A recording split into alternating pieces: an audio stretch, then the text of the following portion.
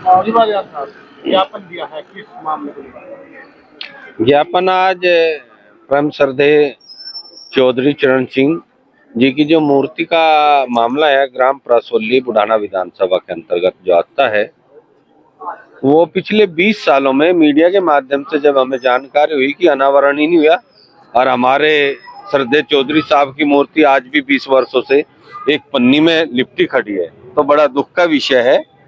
उसी मुद्दे को लेके जनपद जाट महासभा ने एक प्रतिनिधिमंडल ने डीएम साहब से भेंट की और ज्ञापन दिया कि इस मैटर में या तो 20 जनवरी तक का शासन प्रशासन द्वारा विधिवत जो भी कार्रवाई अगर पहले अधूरी रहेगी उसे पूर्ण करके इसका अनावरण कराया जाए।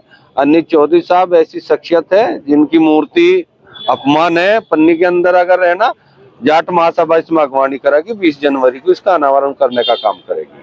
ये जो प्रतिमा है 20 सालों से वहीं पे है जी, तो इससे पहले क्यों नहीं याद की गई?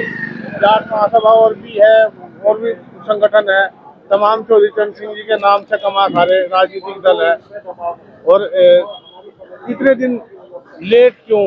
बिल्कुल सही कह रहे हैं आप मलिक साहब। चौधरी साहब के नाम से रोजी रोटी तो बहुत संगठन चला रहे हैं, इस बात से तो मैं भी सहमत हूँ, पर सही माने में यह है, हमें तो जानकारी में पेपर के माध्यम से अभी आया। अगर पहले होता ऐसी बात नहीं थी, हम तो पहले दौड़ते।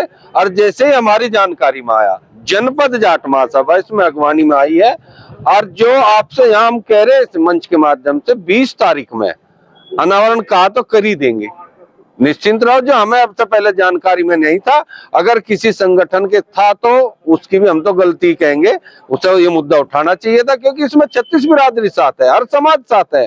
चौधरी साहब एक ऐसे व्यक्ति थे जिसने सर्व समाज के लिए काम किया, किसान बिरादरी के लिए काम किया, मजदूर के लिए काम किया, वो किसी व्यक्ति विशेष के नहीं थे, सर्व समाज के थे। और उनकी मूर्ति आज इस तरह 20 साल से एक पन्नी में लिपटी खड़ी है, दुख का विषय है।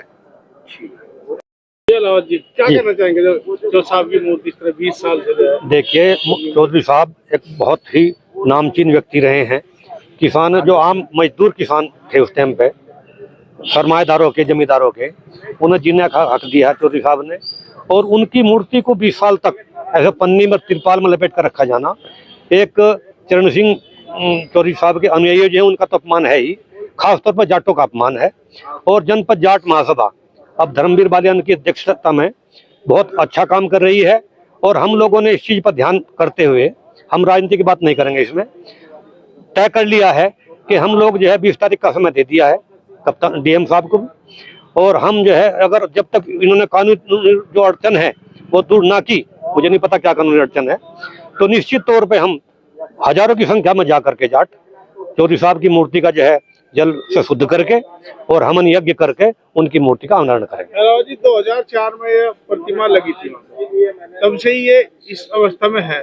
इस बीच में लगातार उस क्षेत्र से जो विधायक, मंत्री, सांसद सब जाट होते आए, तो क्या लगता है उन्होंने प्रयास नहीं करा, या इतने दिन से वो जानबूझ के वहाँ पर आंख बंद करके वहाँ से निकलते रहे? मैं राजनीतिक दलों पर टिप्पणी तो नहीं करना चाहूंगा, लेकिन ये भी सच है कि जो चरण सिंह के वंश के अजीत सिंह हुए, उनके बेटे, और आज जैन थे केंद्रीय मंत्री, इस मुद्दे पर राजनीति की गई है, क्योंकि लोकदल अपोज में रहा है सरकार के, तो कहीं ना कहीं अनदेखी इस कारण भी की गई होगी।